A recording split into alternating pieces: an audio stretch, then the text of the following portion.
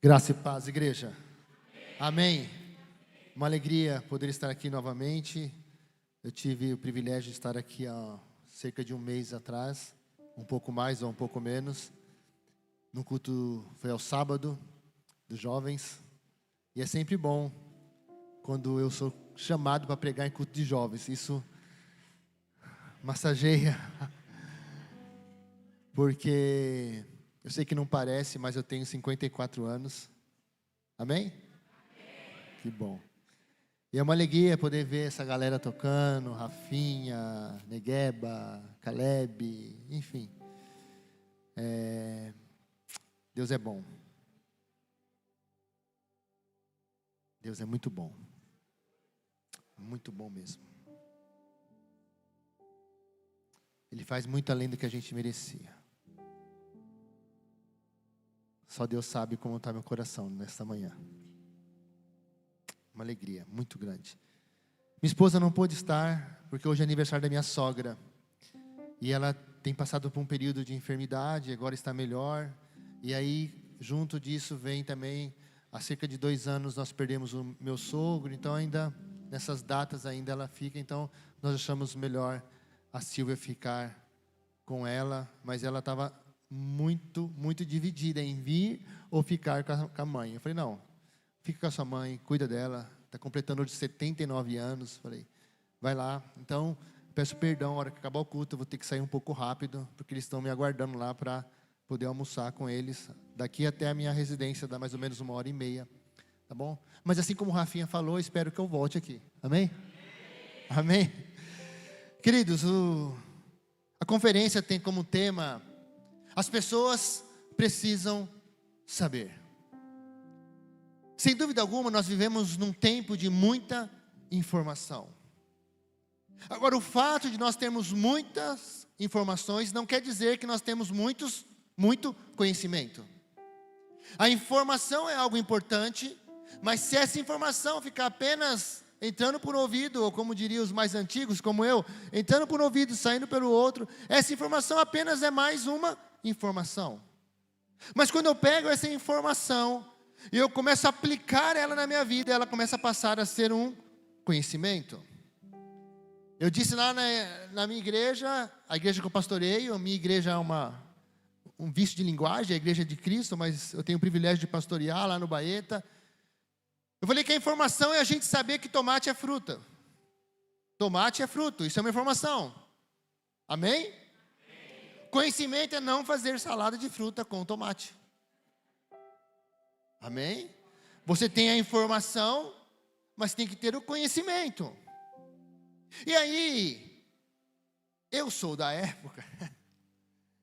Eu tenho um amigo que foi padrinho meu de casamento. Eu completo agora em janeiro 30. Hoje eu posso errar, né? Não está ao vivo não, né? Peraí, gente, calma. 31 anos de casada. 31 anos de casada. E um amigo que foi padrinho meu de casamento, ele foi morar no Japão. E eu lembro que eu mandava carta para ele. Alguém sabe o que é carta? E cerca de 3 meses depois eu recebi a resposta. Então as informações antigamente, ou melhor, na minha época, elas demoravam mais para chegar. Mas hoje, de forma instantânea, as informações estão chegando. Se cai uma bomba lá em Israel, em questão de segundos, minutos, nós e todo mundo fica sabendo. Então o problema muitas vezes não são as informações, o problema está, ou o segredo está, ou a chave está, o que eu irei fazer com as informações que chegam até mim. Temos muitas opções na internet hoje. Muitas opções de pastores que pregam melhor do que eu, pastores mais famosos, pastores até melhores. Mas também temos muita gente pior. Temos muita gente negligenciando a verdade do Evangelho. Infelizmente temos igrejas que têm mais envergonhado o nome de Cristo do que atraindo pessoas para terem a vida transformada. Falando da nossa realidade cristã, o que de fato as pessoas precisam saber? O que de fato as pessoas precisam saber da IMEG? O que de fato as pessoas precisam saber do pastor Márcio? O que de fato as pessoas precisam saber do pastor Caleb, do Rafinha, da igreja no Baeta Neves? De fato, o que as pessoas precisam saber? O texto que eu quero compartilhar com vocês está lá em João 19, a partir do verso 17. A minha versão é NAA, Nova Almeida Atualizada.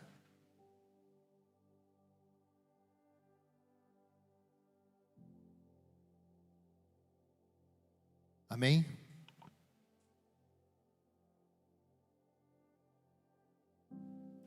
João 19, a partir do verso 17, diz assim: Jesus, carregando ele mesmo a sua cruz, saiu para o lugar chamado Calvário, Gólgota em hebraico. Ali o crucificaram, e com ele outros dois, um de cada lado, e Jesus no meio. Pilatos escreveu também um título e o colocou no alto da cruz. E o que estava escrito era: Jesus Nazareno, o Rei dos Judeus. Muitos judeus leram este título, porque o lugar em que Jesus havia sido crucificado era perto da cidade, e estava escrito em hebraico, latim e grego. Os principais sacerdotes dos judeus disseram a Pilatos: não escreva Rei dos Judeus, e sim, ele disse: sou o Rei dos Judeus. Pilatos respondeu: o que escrevi, escrevi. Os soldados, pois, quando crucificaram Jesus, pegaram as roupas dele e dividiram em 4 partes, uma parte para cada soldado. E pegaram também a túnica. A túnica, porém, era sem costura, toda tecida de alto a baixo. Por isso os soldados disseram uns aos outros: não a rasguemos, mas vamos tirar a sorte, para ver quem ficará com ela. Isso aconteceu para que se cumprisse a escritura que diz: repartiram entre si as minhas roupas, e sobre a minha túnica lançaram sorte. E foi isso que os soldados fizeram. E junto à cruz estavam a mãe de Jesus, a irmã dela, Maria, mulher de Clopas, e Maria Madalena. Vendo Jesus a sua mãe, e junto dela o discípulo amado, disse: mulher, eis aí o seu filho. Depois disso, ao discípulo: eis aí a sua mãe. Dessa hora em diante, o discípulo a tomou para casa. Depois, vendo Jesus que tudo estava consumado, para que se cumprisse a escritura, disse: tenho sede. Estava ali um vaso cheio de vinagre. Embeberam de vinagre uma esponja, e fixando-a num caniço de isopo, aproximaram a esponja da boca de Jesus. Quando Jesus tomou o vinagre, disse: está consumado. Inclinando a cabeça, entregou o Espírito. Diga: está consumado. Feche teus olhos mais uma vez. Senhor, a tua palavra foi lida. Eu te peço mais uma vez, ó Pai, que o Senhor me use nesta manhã, Deus. Que eu não venha falar simplesmente do meu conhecimento, que é limitado, mas que eu venha falar inspirado e dirigido pelo teu Espírito Santo. Todo espírito roubador de palavra caia por terra agora em nome de Jesus. Que nada venha tirar a atenção do teu povo, para que a boa semente possa achar terrenos férteis e dar frutos 30, 60, 100 por um, Deus. Essa é a nossa oração, em nome de Jesus. Amém? As pessoas precisam saber o real valor da cruz. Diz Jesus carregando ele mesmo a sua cruz. Jesus carregou a sua cruz. Em um tempo de pregações triunfalistas, em um tempo onde muitas vezes a teologia do coaching, onde massageia os nossos egos, massageia o ego das pessoas que muitas vezes estão a caminho do inferno, e a gente vai passando a mão na cabeça, falando: não, você é livre, sentiu, faça. Meu corpo, minhas regras. O Rafinha acabou de falar que Deus não habita em templos feitos por mãos humanas, mas habita dentro de mim e dentro de você. Nós somos o templo do Senhor. Então, meu corpo, regras do Senhor. Não é a minha regra, não são as minhas regras. O evangelho muitas vezes da hipergraça, ou de uma graça barata, onde ao invés da graça ser um agente propulsor, um agente que te impulsiona, uma ferramenta que te impulsiona a não pecar, porque pela graça sois salvo. Então a graça não veio para dar validade ao meu pecado, mas a graça veio para me fortalecer, para eu não pecar mais. No meio dessas tantas informações, as pessoas precisam saber que o nosso Deus é soberano, e o nosso Deus não pediu sacrifício, mas Ele se fez sacrifício. As pessoas precisam saber que a nossa liberdade, essa graça custou. Não custou um carro zero. A vitória não teve sabor de mel, a vitória teve sabor de sangue na cruz do Calvário. Sabe quem foi a culpa? Minha, sua. A cruz aponta para nós. Cristo entregou na cruz por um bando de pecadores. Esse é o evangelho que as pessoas às vezes não querem ouvir, mas elas precisam saber que Jesus cumpriu o que havia dito a respeito de segui-lo. Jesus não pediu para as pessoas fazer algo que Ele não fez. Ele falou: se você quer me seguir, tome a sua cruz, negue a si mesmo e siga-me. Jesus falou: olha, se você quiser me seguir, saiba que o Filho do Homem não tem onde reclinar a cabeça. Vocês querem isso? Vocês querem isso mesmo? Vocês querem carregar a sua própria cruz? Vocês querem negar as suas vontades? Na última vez que eu estive aqui, eu tenho falado na igreja, lá no Baeta, que a igreja é um lugar de pessoas que não se aceitam. Pastor, como assim? Obviamente eu não estou falando do teu cabelo, da tua cor de pele, não estou falando do seu cabelo enrolado, se é liso, se você é grisalho ou não, se você tem cabelo ou não, não é sobre isso. Vocês acreditam que esses dias, pastor, esses dias, eu sei que não acontece com você, que você é mais crente do que eu, mas esses dias eu fiquei feliz, Rafinha, porque eu vi um post de um pastor, no qual a igreja dele tinha menos gente que a minha. Vocês acreditam? Eu posso aceitar isso na vida de um pastor? Ou melhor, eu posso aceitar isso na vida de um crente? Na hora eu pedi perdão no Senhor e comecei, me ajoelhei, eu estava lá na igreja, fui para o altar, me ajoelhei e pedi perdão. Deus, me perdoa. Prospere a vida desse pastor, prospere a vida dessa igreja, que venham mais pessoas, que a igreja cresça, porque a igreja é do Senhor, o teu filho Jesus, que é o cabeça da igreja. Mas eu sei que não acontece com vocês, mas muitas vezes a gente torce para as pessoas se darem mal. Muitas vezes a gente fica contente, Rafinha, quando as pessoas se dão mal. Aí a gente, para ser crente, fala: Deus pôs a mão. As pessoas precisam saber que escolher Jesus é escolher o evangelho da cruz. Não precisa projetar, mas 1 Coríntios capítulo 1, a partir do verso 23 diz: mas nós pregamos o Cristo crucificado, escândalo para os judeus, loucura para os gentios, mas para os que foram chamados, tanto judeus como gregos, Cristo é o poder de Deus e a sabedoria de Deus.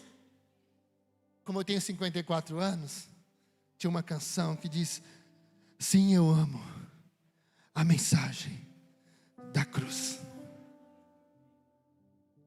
Precisamos amar a mensagem da cruz. As pessoas precisam saber que sim, nós somos, e eu não sou corintiano, mas nós somos um bando de louco. Que a bênção de Deus Pai esteja. Quase caí aqui, entendeu?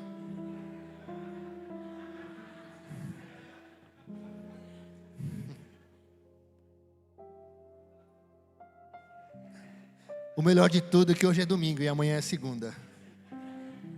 Voltando ao que importa. Queridos, o evangelho continua sendo loucura. Nós cremos num Deus que nós nunca vimos. Nós cremos num Deus que nós nunca vimos, e Ele não deixou nada registrado em cartório, mas Ele disse que vai voltar, e a gente crê nisso. A gente crê.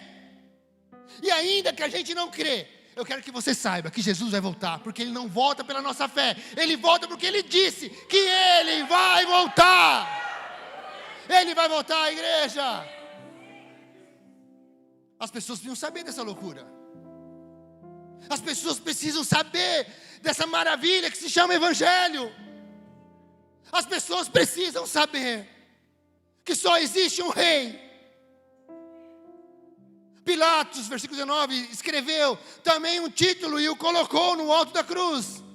E o que estava escrito era: Jesus Nazareno, Rei dos Judeus. Muitos judeus leram este título, porque o lugar em que Jesus havia sido crucificado era perto da cidade e estava escrito em hebraico, latim e grego. Eu tenho ensinado a minha igreja, e lá nós temos o GCs também, e lá o GCs funciona, a palavra de domingo é gravada, e a gente compartilha no grupo da igreja, e aí o esboço da pregação eu envio para os líderes, e durante a semana eles se reúnem para discutir sobre a palavra ministrada, e a cada 2 meses tem um pergunte ao pastor. Eles trazem, cada grupo, 2 perguntas, traz o pastor, e o pastor responde. Eu brinco, pergunte o que quiser, e o pastor responde se ele souber. Eu tenho ensinado a eles: olha, o que não estiver na Bíblia, não fica querendo saber. O que a Bíblia não diz, a gente não dá. Mas o que está na Bíblia, a gente tem que buscar, conhecer. E daqui a pouco vocês vão entender alguns aspectos importantes aqui. Mas hoje existem muitas informações ainda a respeito de Jesus. E aí eu peguei algumas religiões, seitas, enfim. O islamismo considera Jesus como um dos profetas. O judaísmo não reconhece Jesus como Deus. A Umbanda associa Jesus a um orixá chamado Oxalá, o qual é casado com Iemanjá. Os espíritas ensinam que Cristo é apenas um espírito iluminado. Os romanistas da época, que onde originou a Igreja Católica Apostólica Romana, eles entendem que Jesus é apenas um dos mediadores entre Deus e os homens. Ou melhor, entre Deus e os homens. Os testemunhas de Jeová dizem que Jesus foi o primeiro a ser criado, e não o Criador. Muitas igrejas ditas protestantes acham que Jesus é um funcionário, aonde eu determino e ele tem que fazer. Aonde eu determino e mudo o tom de voz, em nome de Jesus, eu determino agora. Como se ele tivesse obrigação de fazer tudo o que eu peço. Na época de Jesus também havia uma expectativa errada do Rei dos Reis. Eles esperavam um rei mais pomposo, um rei, talvez um rei político. Eles esperavam que vinha aquele rei. E é interessante, quando eu falei que nós precisamos nos ater a alguns aspectos, quando a Bíblia diz, e aqui diz que estava escrito em hebraico, latim e grego, isso me chamou a atenção. E só o Evangelho de João relata isso. Lucas, Mateus e Marcos não relatam. Mas João relata que estava escrito nesses 3 idiomas, hebraico, latim e grego. E aí eu fui pesquisar.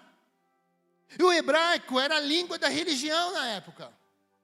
A religião tinha como a principal língua o hebraico.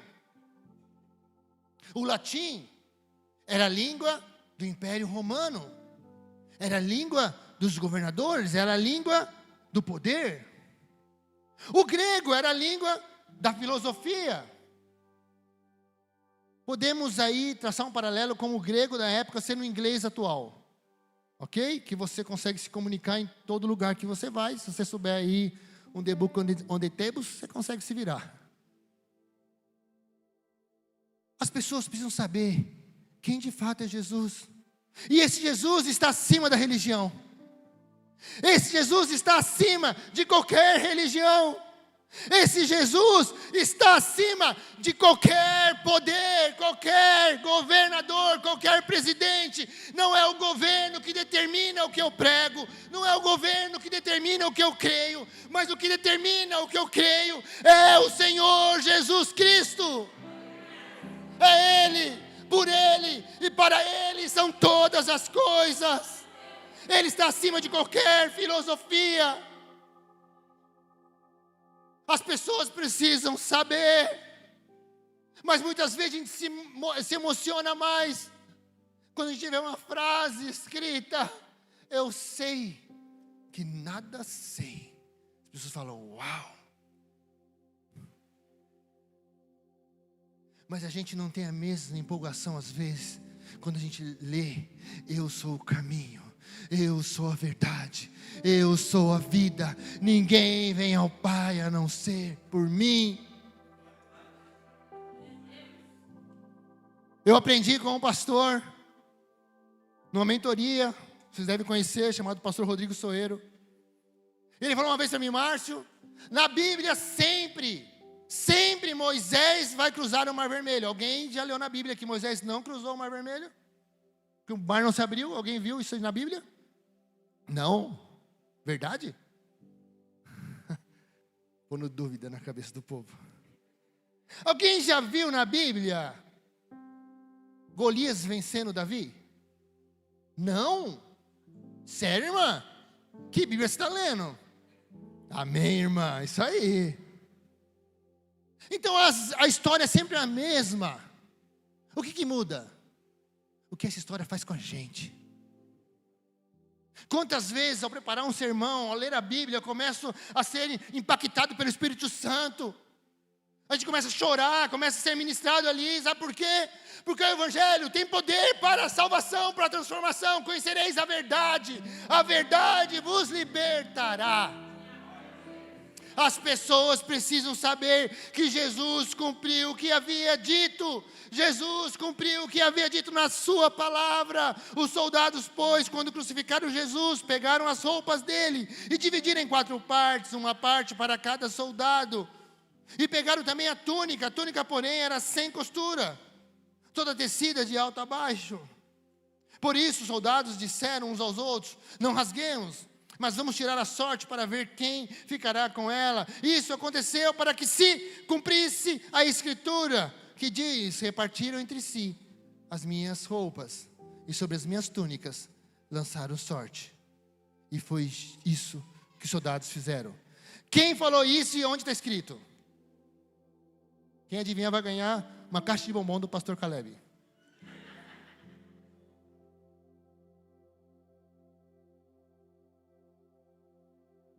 Foi Isaías. Quase. Isaías fala alguma coisa parecida. Vou dar uma dica para vocês facilitar. E não pode ser Arco, não. Tem que ser Nestlé, tem que ser...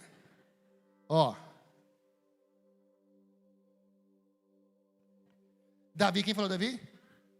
Ganhou bombom do pastor Caleb. Pode cobrar, não? Salmo 22. Percebe que Jesus cumpriu o que a palavra disse. As pessoas precisam saber que a cruz não foi um plano B. Que a cruz não foi: olha, se não der certo, se crucifica. Não. A cruz, diz a palavra lá em Apocalipse, eu não lembro o versículo, mas enfim, depois você pesquisa ou pergunta para o pastor Caleb, que diz que desde a eternidade estava tudo traçado. A cruz não foi um segundo plano. A cruz não foi uma opção. Não existe se. Pastor, mas se Judas não tivesse traído, Cristo iria para a cruz. Mas se o império, Cristo iria para a cruz. Não existe se. Se minha mãe fosse homem, eu tinha 2 pais, mas ela não é homem. Ela é mulher, então tem um pai, ou melhor, tinha um pai que ele faleceu e deu uma mãe. A cruz não foi um plano B. Jesus jamais deixou de ser rei. Jesus jamais deixou de ser Deus. Ele abriu mão da sua glória. Ele abriu mão por um tempo, mas ele era 100% homem, 100% Deus. Os soldados não estavam preocupados com isso. Eles estavam preocupados com as coisas que Jesus estava oferecendo naquele momento, que era a túnica, que valia muito dinheiro, porque era sem costura. E naquela época, uma túnica sem costura. Alguém aqui é costureira? Ou costureiro? Não? Minha mãe é costureira. Se quiser receber ela aqui como membro, eu mando ela para cá. Então uma túnica sem costura tinha valor. Mas eles não estão preocupados com o Jesus da cruz. Eles estão preocupados com aquilo que Jesus está oferecendo para eles. Será que mudou? Será que mudou? Será que muitas vezes nós não estamos indo aos cultos por aquilo que Jesus pode fazer? Será que muitas vezes nós estamos atrás de Jesus por aquilo que Ele pode fazer? Mas pastor, Ele não pode fazer? Sim, Ele pode fazer infinitamente mais, muito mais do que pedimos, pensamos, porque o pensamento dEle é maior que o nosso, os caminhos dEle são maiores que o nosso, tudo dEle é melhor, Ele sabe de todas as coisas, Ele pode tudo. Mas muitas vezes nós esquecemos da cruz. Muitas vezes nós não valorizamos a cruz. As pessoas precisam saber que nós servimos um Deus, não pelo aquilo que Ele pode oferecer, mas por aquilo que Ele é. Ainda que Jesus não te dê mais nada, ainda que Ele não faça mais nada, ainda que Ele não nos cure, ainda que Ele não nos prospere, ainda que Ele não faça mais nada a partir de hoje, ainda assim, Ele é o único e Ele deve ser adorado para todos sempre. As pessoas precisam saber que nós adoramos, servimos a um Deus, não por aquilo que Ele pode fazer, mas por aquilo que Ele é. Queridas, as pessoas precisam saber que Jesus não esquece dos seus. E junto à cruz estava a mãe de Jesus, a irmã dele, a irmã dela, Maria, mulher de Clopas, e Maria Madalena. Vendo Jesus a sua mãe, e junto dela o discípulo amado, João, não está escrito aqui, mas é o João, disse: mulher, eis aí o seu filho. Depois disse ao discípulo: eis aí a sua mãe. Dessa hora em diante, o discípulo a tomou para casa. As pessoas precisam saber que nós temos um Deus que se preocupa com o seu povo. Enquanto tantos outros deuses pedem sacrifício, enquanto tantas pessoas falam: olha, para você receber a sua bênção, você tem que vir 7 semanas, e se falhar uma, você não vai receber. Olha, para você receber a tua bênção, você tem que ir daqui a pé até em tal lugar. Para você receber a tua bênção, você tem que andar de joelhos. Para você receber a tua bênção, você tem que subir a escada de costa. Para receber a tua bênção, ou seja, enquanto a religião, enquanto muitas vezes as pessoas pedem para que nós nos sacrifiquemos, o nosso Deus, Ele se sacrificou em favor de nós. Consegue entender isso, igreja?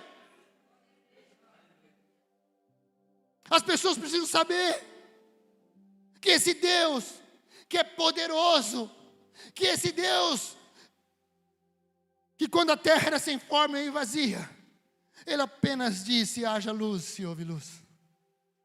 Haja separação entre a terra e o mar, e houve separação.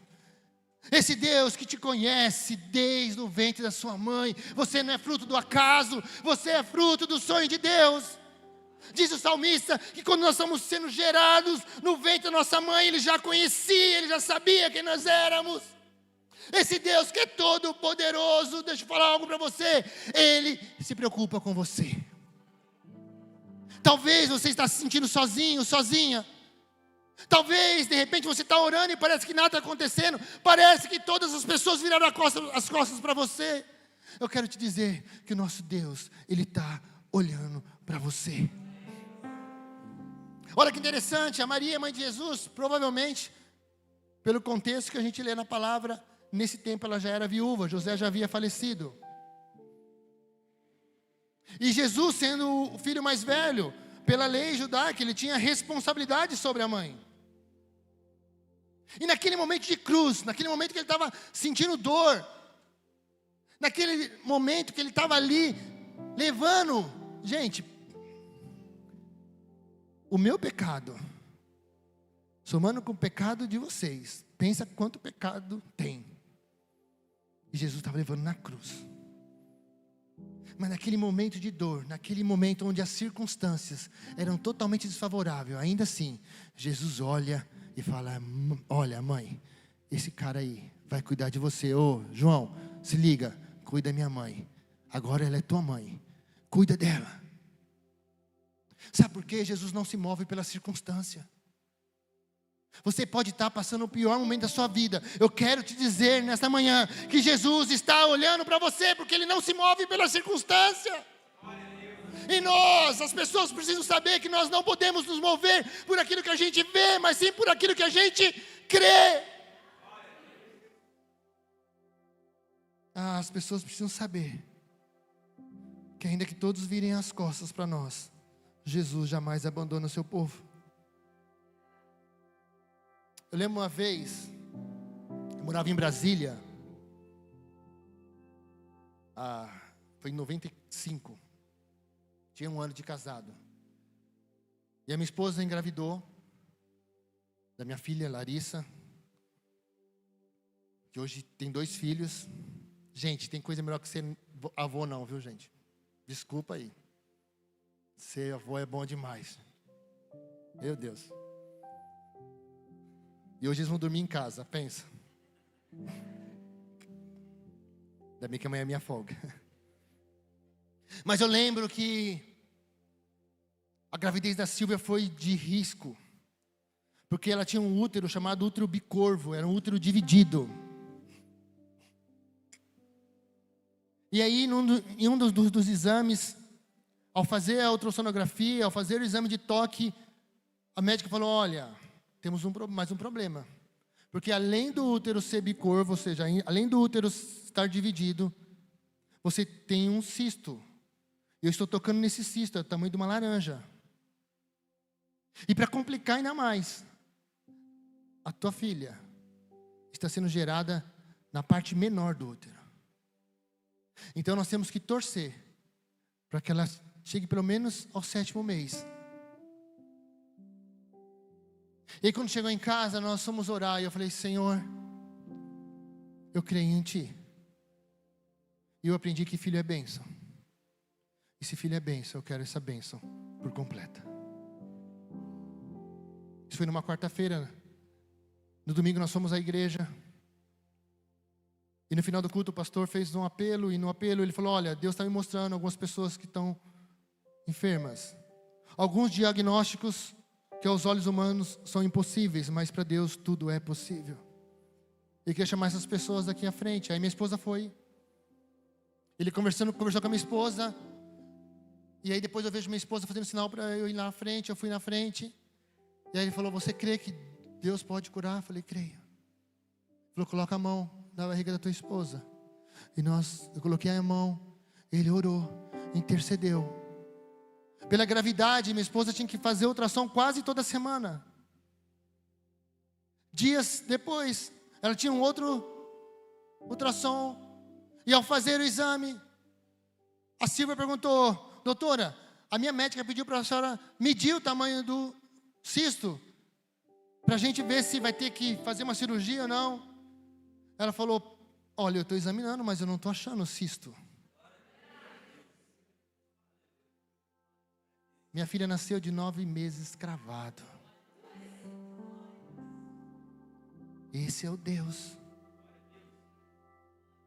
Aos meus olhos, sozinho, em Brasília, longe de pai, longe de mãe, longe de todo mundo. Aos olhos, eu estou falando isso há 28 anos atrás. Não tem todos os recursos que nós temos hoje. Queridos, Jesus não move, Ele não se move pela circunstância. Ainda que os teus olhos estejam vendo o caos, ainda que os teus olhos estejam enxergando a morte, eu quero te dizer que o nosso Deus é poderoso para fazer infinitamente mais. E as pessoas precisam saber que Jesus já fez o que era necessário. Versículo 28 em diante diz, depois vendo Jesus que tudo estava consumado, para que se cumprisse a escritura, disse, tenho sede. Estava ali um vaso cheio de vinagre. Embeberam de vinagre uma esponja e fixando num caniço de isopo, aproximaram a esponja da boca de Jesus. Quando Jesus tomou o vinagre e disse, está consumado, e inclinando a cabeça, entregou o Espírito. Sabe, igreja, às vezes eu tenho a impressão que as pessoas esperam Jesus fazer algo para elas se renderem a Jesus. Olha, pastor, se Jesus restaurar meu casamento, conta comigo. Não, olha. Se Jesus me curar, rapaz, eu vou ser o melhor baixista, eu vou ser o melhor violonista, eu vou ser o melhor pregador, conta comigo. Mas se Jesus fizer. E às vezes a gente faz uma oração que na minha cabeça não entra, e aí vocês têm o pastor de vocês, mas na minha cabeça não entra. As pessoas me falam, não, Deus, faz um milagre na minha vida, para que as pessoas saibam que Tu é Deus. Queridos, Deus é Deus, fazendo ou não fazendo. E muitas vezes nós vendemos o Evangelho, aonde as pessoas, quando a gente é mais velho, né? Eu não vou fazer a pergunta para não expor os irmãos, mas você que tem mais de 40, quantos lembram aqui do Cacete Planeta?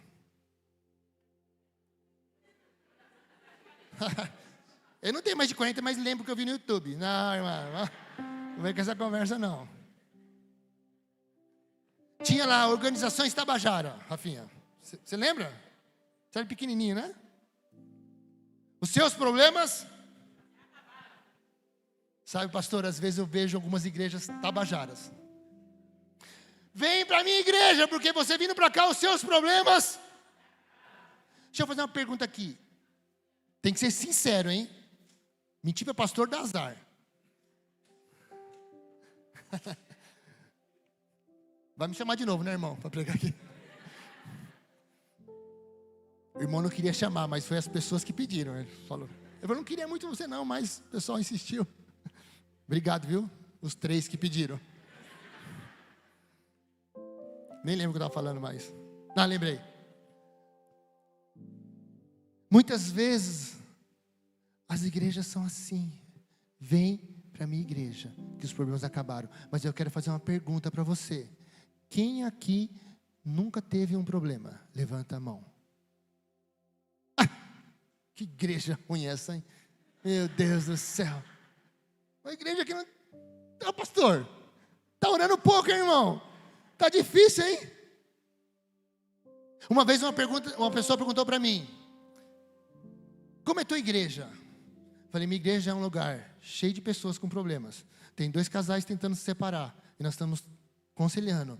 Nossa igreja, tem pessoas querendo desistir, mas elas estão lá.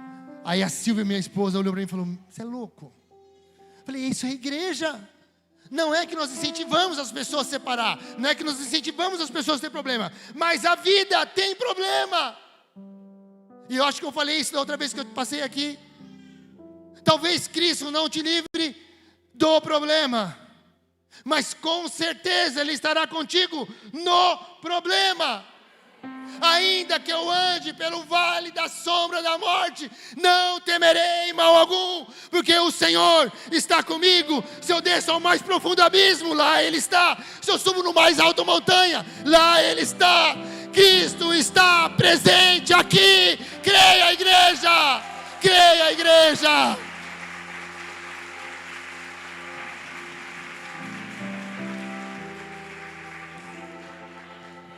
Devemos viver como pessoas salvas, não esperando a salvação para o dia que Jesus voltar, ou para o dia que a gente vier a falecer. Temos que viver como pessoas salvas em Cristo, porque a eternidade não tem um ponto de partida, porque senão ela deixa de ser eternidade. Quem aqui é bom de matemática? Você é bom de matemática? De 1000 anos, se eu tirar 100 anos, sobra quanto? 900. Boa, fácil também, né? Da eternidade, se eu tirar 1000 anos, sobra quanto? Peguei, hein? É fácil, irmão. Pensa que você é esperta. Você tem a eternidade. Você tira 1000 anos da eternidade, sobra quanto? A eternidade. Quantos creem que na cruz Cristo nos libertou? Cristo nos salvou e a salvação está disponível pela graça. Quantos creem que se Jesus voltar hoje, nós estaremos salvos em Cristo Jesus? Então nós precisamos viver como tal. Eu não vou na igreja, porque se eu não for na igreja, o bispo vai me mudar de igreja. Eu não vou na igreja, porque se eu não for na igreja, meu pai vai ficar falando na minha orelha, minha mãe vai ficar falando na minha orelha, o pastor vai mandar mensagem para mim. Não, eu vou na igreja, porque a igreja é a casa de Deus. Eu amo esse Deus que me salvou, então eu não abro mão de estar na casa de Deus. É viver como salvos.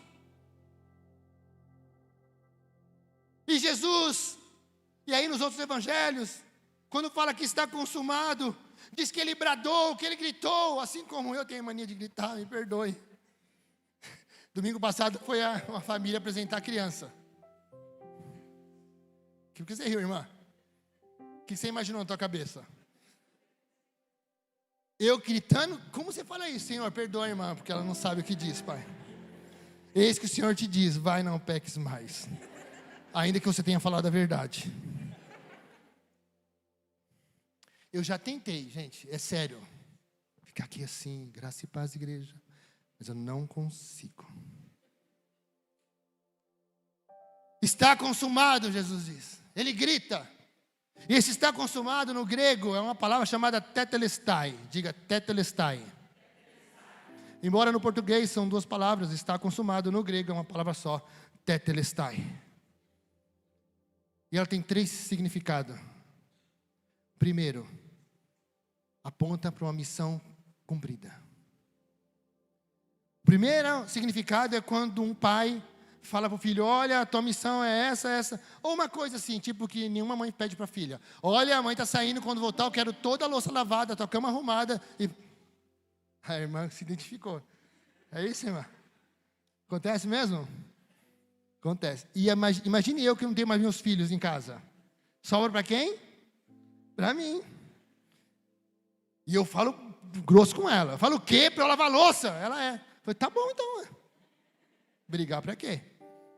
Quando era dada uma missão ao filho, e esse filho cumpria a missão, quando eu chegava para o pai, ele falava, tetelestai. Sabe o que eu entendo? O pai deu uma missão para o filho.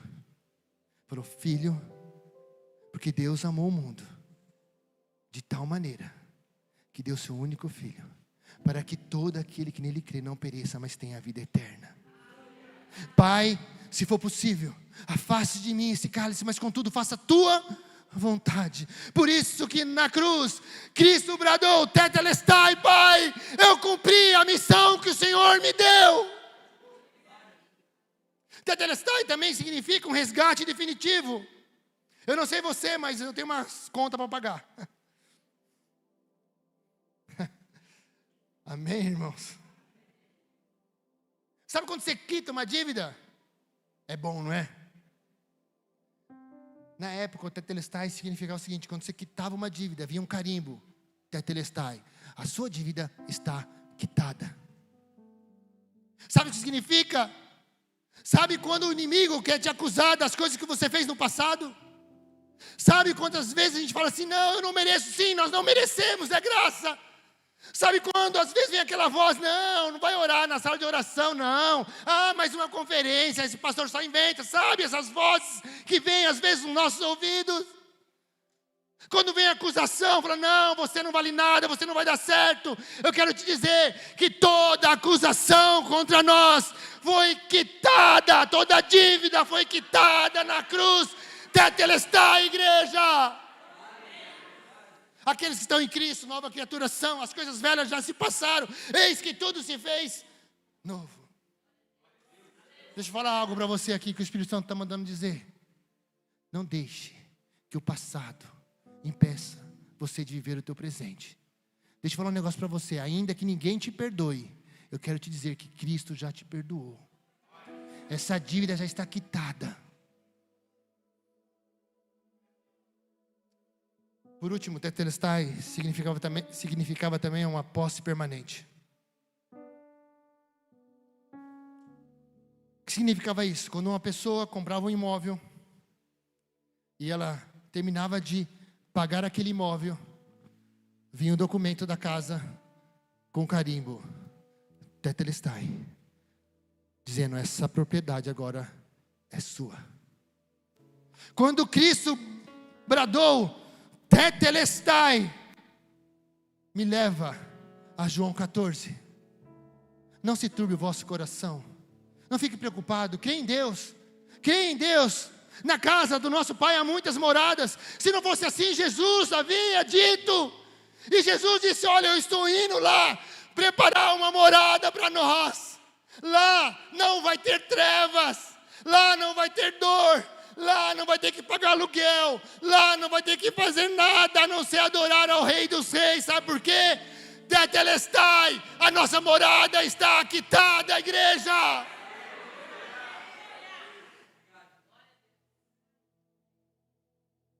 Eu quero concluir dizendo: as pessoas precisam saber, mas quem irá falar? As pessoas precisam saber, mas quem dirá? Porque todo aquele que invocar o nome do Senhor será salvo. Como porém invocarão aqueles que não creram? E como crerão naquele que nunca ouviram? E como ouvirão se não há quem pregue? E como pregarão se não forem enviados? Como está escrito: quão formosos são os pés dos que anunciam coisas boas. Queridos, as pessoas precisam saber que nós temos um Deus que é maravilhoso, conselheiro, Deus forte, Pai da eternidade. Nós precisamos falar, igreja.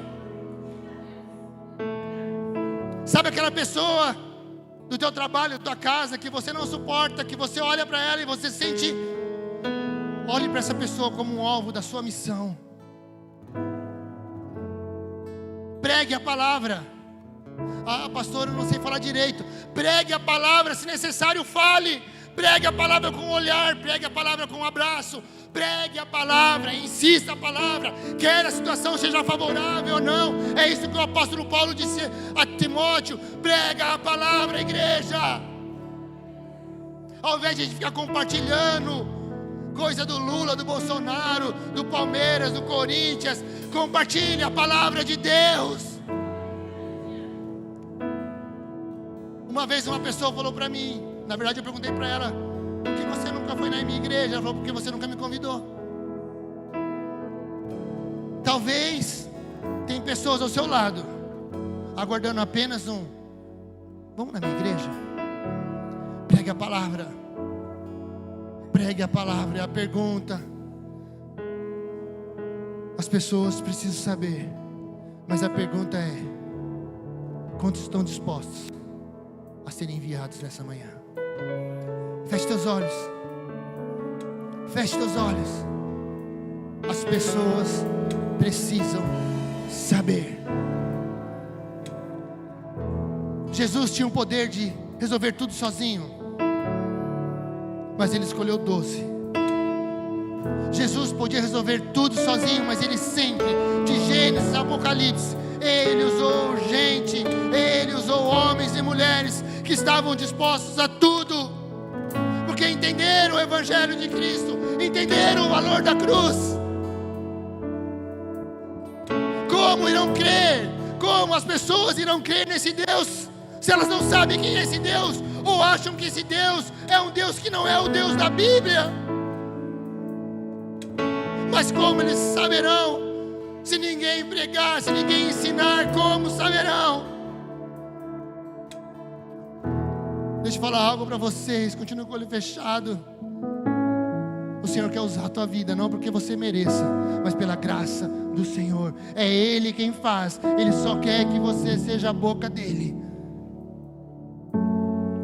Enquanto a canção vai ser cantada, eu queria te fazer um convite. Se você deseja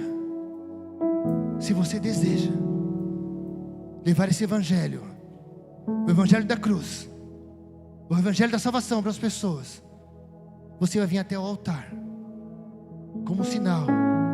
E assim como Isaías disse: eis-me aqui, envia-me a mim. Querido e querida, meu irmão, minha irmã, não responda assim: ah, mas eu não mereço. Muito bem, bem-vindo ao clube. Eu também não merecia ser pastor. Se eu sou pastor é pela graça do Senhor. Pela graça vós sois salvos. Isso não vem de vós, isso é dom de Deus. Então se permita a Deus usar a sua vida. E venha até o altar, se prostre diante do Senhor, e Ele fará.